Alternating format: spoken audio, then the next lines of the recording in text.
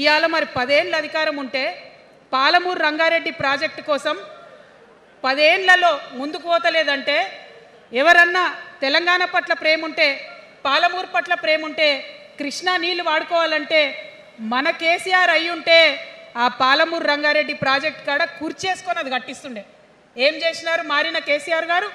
పంజాబ్ పోయినరు, గుజరాత్ పోయినరు, బీహార్ పోయినరు. మేము మొత్తం రాష్ట్రంలో పీక్ కట్టలు కట్టం, నేషనల్ పార్టీ పెడతామని పోయినరు తప్పితే తెలంగాణ ప్రజలను పట్టించుకోలేదు. పట్టించుకుని ఉంటే కేంద్రంతో గొడవ పెట్టుకోకుండా ఉంటే ఇవాళ పాలమూరు రంగారెడ్డి పారకపోతుండేనా? నేను అడుగుతా ఉన్నా స్ట్రేట్గా. ఇన్ని రోజులు నేను ఎన్ని మాటలు మాట్లాడినా బీఆర్ఎస్ పార్టీ నాయకులు ఒక్కరు కూడా బయటకు వస్తలేరు, సమాధానం చెప్తలేరు. దీనికి మీరు సమాధానం చెప్పకపోతే ప్రజలే మిమ్మల్ని బయటకు లాగి సమాధానం చెప్పేటట్టు చేస్తారని కూడా ఈ సందర్భంగా నేను తెలియజేస్తా ఉన్నా. ఒకటే మాట అడుగుతున్నా, మన కేసీఆర్ అయ్యుంటే ఆనాడు తెలంగాణ బిడ్డలు కష్టపడితే బయటకు వచ్చి నా బిడ్డలకు ఇబ్బంది అవుతుందని కొట్లాడిన వ్యక్తి, సింగరేణి గనిలో ఒక కార్మికుడు చనిపోతే అక్కడి దాకా పోయి చూసి వచ్చినటువంటి వ్యక్తి, మరి తెలంగాణ వచ్చినాక ఏమైందా ప్రేమ? అధికారం ముందు మమకారం తగ్గిపోయిందా? ఏం జరిగిందని నేను అడుగుతా ఉన్నా. ఎందుకు ఈ మాట చెప్తా ఉన్నా అంటే ప్రేమ నాకు కూడా ఉంది. నాకు తండ్రి కావచ్చు, అది వేరే విషయం. కానీ ఒక రాజకీయ నాయకుడిగా వారు ఈ మధ్య రాజకీయ పరిణితి కోల్పోయి మాట్లాడుతూ ఉన్నారు. కేటీఆర్ గారు మాట్లాడిందంటే ఓకే అనుకోవచ్చు, ఆయనకు పెద్ద తెలియదు పాపం. కానీ కేసీఆర్ గారు అనే మాట ఏంటంటే ప్రజలు తప్పు చేసిండ్రు. ఓకే, ఒక సెకండ్ నేను ఒప్పుకొని దాన్ని, ఒక సెకండ్ అనుకుందాం. ప్రజలు తప్పు చేస్తే నేను ఒక తల్లిగా అడుగుతున్నా, నేను నా కొడుకో మాట చెప్తా, వాడు వినలేదనుకో, కింద పడ్డాడు అనుకో, ఇడిచిపెడతానా? దగ్గర తీసుకొని మంది అనా? ఓకే, ప్రజలు తప్పు చేసిర్రు అనుకోండి, మీకు అధికారం ఇవ్వలేదు అనుకోండి, ఒక కర్కోటకుడి పాలన నడుస్తుంది అలా తెలంగాణలో. ఇబ్బంది పడుతున్నారు ప్రజలు, గోసపడుతున్నారు, ఏడుస్తున్నారు. ఇండ్లు అన్నీ ఉండి ఇండ్లు గూలగొడుతుంటే, అర్ధరాత్రి ఇంటి మీదకి వచ్చి ఇండ్లు గూలగొడుతుంటే ఆదుకోవాల్సిన అమ్మలాంటి మన పాత కేసీఆర్ ఏడి? ఎక్కడున్నాడు? ఇది మనం అడగాల్సింది. అందుకోసమే నేను ఈ నిర్ణయం తీసుకున్నది. నన్ను పార్టీలోంచి బయటకేస్తే నేను వెంటనే పార్టీ పెట్టలే. ఆనాడు కూడా చెప్పినా, నేను ఆలోచన చేస్తున్నా, మారతారేమో అని చూసిన, పదే వేచి చూసిన. ఇవాళ నన్ను పార్టీలోకి వెళ్ళి సస్పెండ్ చేసి 10 నెలలైంది. నాకు నిజంగా మంచిగానే అయింది. ఎందుకు తెలుసా? ఆనాడు ఉద్యమకారులను ఇబ్బంది పెడుతుంటే నేను ఇంకా గట్టిగా మాట్లాడలేదు. ఆనాడు మీకు జరిగింది, ఇవాళ నాకు జరిగింది. కొత్త ఏం లేదు. కేసీఆర్ కోసం, టీఆర్ఎస్ పార్టీ కోసం, ఆనాడు తెలంగాణ ఉద్యమం కోసం ఇండ్లు అమ్ముకొని, భూములు అమ్ముకొని, ప్రతి ఊర్లో టీఆర్ఎస్ కండువా వేసుకొని పోరాటం చేసినటువంటి కార్యకర్తలు ఎక్కడున్నారు ఇవాళ? ఒక్క గుళ్ళ మెంబర్ ఇయర్ రాలేదా? ఒక్క గుడి చైర్మన్ ఇయర్ రాలేదా? తెలంగాణను వ్యతిరేకించి ఉద్యమాన్ని తొక్కిపట్టి మన మీద లాఠీలు పెట్టి కొట్టినటువంటి వాళ్ళకి తీసుకొచ్చి ఎమ్మెల్యే సీట్లు ఇచ్చి వాళ్ళ అనుచరులు వచ్చి మిడతల దండలాగా మన కార్యకర్తల మీద పడితే తల్లి కోడి కాపాడుకున్నట్టు పిల్లల్ని కాపాడుకోవాల్సిన మన కేసీఆర్ ఎడబోయింది. వచ్చిందా ఎవరికన్నా పదవులు?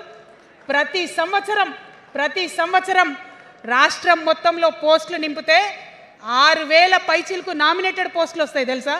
అంటే 10 ఏళ్లలో 2 ఏళ్లకోసారి నామినేటెడ్ పోస్టులు వేసినా ఒక 30,000 మందికి దాదాపుగా ఏదో ఒక గౌరవం. ఏం కావాలి మనకు ఉద్యమకారులకు చెప్పండి? ఏం కావాలి? కండువా వేసుకొని పిచ్చోళ్ళ లెక్క తిరిగినందుకు, మన ఇంటోళ్ళని ఇడిచిపెట్టి తిరిగినందుకు ఇంత మర్యాద కావాలి. మా సార్ నన్ను గుర్తుపట్టిండా, మా పార్టీ నన్ను గుర్తుపట్టింది, నాకేదో చిన్న పదవి ఇచ్చిరని చెప్పుకుంటే ఒక మర్యాద ఉంటుంది. వచ్చిందా మనకు ఆ మర్యాద? ఎక్కడన్నా వచ్చిందా? ఆనాడు అవహేళన చేసిర్రు, పార్టీలకు వచ్చి మళ్ళీ అవహేళన చేసిండ్రు. అంటే ఎప్పుడైతే అధికారం వచ్చిందో అప్పుడు అమ్మతనం పోయింది, ఎప్పుడైతే అధికారం వచ్చిందో అప్పుడు మమకారం పోయింది. అందుకే అంటున్నా, ఆయన మన కేసీఆర్ కాదు, మారిన కేసీఆర్, మరబొమ్మ లాంటి కేసీఆర్. కాబట్టే ఇవాళ నేను నిలబడి యుద్ధం చేస్తా ఉన్నా. ఈ గడ్డకు ఈ తెలంగాణ రాష్ట్రానికి ప్రాణాలు అడ్డం పెట్టుకొని మన ప్రజలను కాపాడాల్సినటువంటి వ్యక్తులు కావాలి, అటువంటి సైన్యం కావాలి. సైన్యం అయిదామా? సిద్ధంగా ఉన్నారా? ఎట్లయితే ఉద్యమం అప్పుడు కడుపు కట్టుకొని కాలు కట్టుకొని పనిచేసినామో ఇప్పుడు అట్లా పనిచేయాల్సినటువంటి అవసరం ఉన్నది. ఇవాళ ఒక్క పాలమూరు రంగారెడ్డే కాదు, కాళేశ్వరంలో జరిగినటువంటి అవినీతి ఒక మాట ఆలోచించాలి. మన కేసీఆర్ అయితే ఏమన్నాడు అప్పుడు ఉద్యమంలో? నా బిడ్డ కానీ నా కొడుకు కానీ తప్పు చేస్తే తీసి పారేస్తా పార్టీలకు వెళ్ళన్నారు. ఇవాళ నేనేం చేసిందే మీకు తెలియదా? నేనేం చేసిన? కాళేశ్వరంలో అవినీతి జరిగిందన్నమాట చెప్పిన. అంటే అవినీతి జరిగిందని చెప్పిన నన్ను బయటేసి అవినీతి చేసిన పందికొక్కుల్ని పక్కన కూర్చోబెట్టుకున్నారు చూడు. అది మన కేసీఆర్ కాదు, అది మన కేసీఆర్ కాదు. ఆత్మలేని మరబొమ్మ ఇప్పుడున్న కేసీఆర్ మన కేసీఆర్ కాదు. మన కేసీఆర్ అయితే కళ్ళెత్తి చూసే ధైర్యం ఉండకుంటుండే, కాళ్ళు మొక్కేటటువంటి తత్వం ఉంటుండే. ఇవాళ అది మన కేసీఆర్ కాదు. కాబట్టే ఎదురుగా నిలబడి కొట్లాడుతా నాతో కలిసి వస్తారా? సిద్ధమేనా? ఇవాళ బీఆర్ఎస్ పార్టీ చేస్తున్నటువంటి అనేక తప్పులు, అనేక అంశాలు ఉన్నాయి. ఒకటి కాదు, రెండు కాదు. ఇది ప్రారంభం మాత్రమే. మొదలు పెట్టినాం, జస్ట్ ఇల్లలికినాం. In front there is crocodiles festival. తర్వాత చాలా చెప్పేది ఉంది, అప్పుడు చెప్దాం. ఇప్పుడు ఏం జరుగుతుంది ఈ రాష్ట్రంలో? ఒక కర్కోటకుడు ఆయన పరిపాలన జరుగుతుంది. బాధ అనిపిస్తుంది ఒక పొలిటికల్ లీడర్ని కర్కోటకుడు అనాలంటే. కానీ అనక తప్పని పరిస్థితి.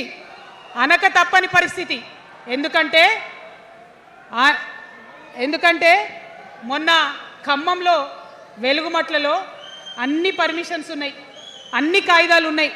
అర్ధరాత్రి పోయి ఇల్లు కూలగొడితే ఒక నిండు గర్భిణి టెన్షన్తోని అబార్షన్ అయిపోతే ఆ తండ్రి ఏడ్చిన ఏడ్పులు, ఆ తండ్రి రోదన ఇంకా కూడా ఈ చెవులకు వినబడుతుంది. కాబట్టి ఇప్పుడున్న సీఎంని కర్కోటకుడనే అంట, హిట్లర్ అనే అంట. 2 నెలల చిన్న పాప పసికందు కుమ్మెర గ్రామంలో చచ్చిపోతే ఇప్పటి వరకు కూడా కేసు పెడతలేరు. హోంమంత్రి కూడా ముఖ్యమంత్రే, ఆయనకు తీరిక లేదు పాపం. చిన్న పసికందు చచ్చిపోతే ఇప్పటి వరకు కేసు పెడతలేరు. అందుకే అంటున్నా, కర్కోటకుడైనటువంటి సీఎం పరిపాలనలో ఉన్నాం. ఖచ్చితంగా కొట్లాడాల్సిందే. మనం ఏదైతే గురుకులాలు ఉన్నాయో వాటిలో విషం పెట్టి పిల్లల్ని చంపుతా ఉన్నారు. అయినా సరే విద్యాశాఖ మంత్రిగా ఉన్న సీఎం మాట్లాడతలేడు. అందుకే కర్కోటకుడు అంటా ఉన్నాం, అందుకే హిట్లర్ అంటా ఉన్నాం. కర్ల రాజేష్ అనేటటువంటి దళిత యువకుడు కస్టడీలో చచ్చిపోతే ఇప్పటి వరకు కూడా దానికి బాధ్యులైన పోలీసులను ఏం చర్యలు తీసుకోలేదు వాళ్ళ మీద. అందుకే కర్కోటకుడు అంటా ఉన్నాం, అందుకే హిట్లర్ అంటా ఉన్నాం.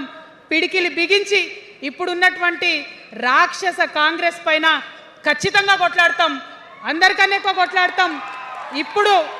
ఇప్పుడు మనమే ప్రధాన ప్రతిపక్షం అవుతాం. 2 ఏళ్ల తర్వాత మనమే అధికార పక్షం అవుతాం. ఖచ్చితంగా అధికారంలోకి వస్తాం. ఎందుకోసం వస్తాం అంటే నేను ఒక మాట చెప్పాలి. అందరినీ మనం మాటలు అంటున్నాం కదా, we are opposing everybody, we are criticising everybody. But what is the solution? Don't oppose without propose అని కాన్షీరామ్ గారు చెప్పారు, నేను చెప్పలే. డోంట్ అపోజ్ వితౌట్ ప్రపోజ్ అని. సో నేను కొన్ని ప్రపోజల్స్ తెలంగాణ ప్రజల ముందు పెట్టాలనుకుంటున్నా. నేను ఈ 3 పార్టీలు అధర్మంతో నిండిపోయినాయి, అవినీతితో నిండిపోయినాయి, బంధుప్రీతితో నిండిపోయినాయి, కుటుంబ అవినీతి పరిపాలనతో నిండిపోయినాయి. కాబట్టి నేను ఒక ప్రపోజల్ చెప్తున్నా.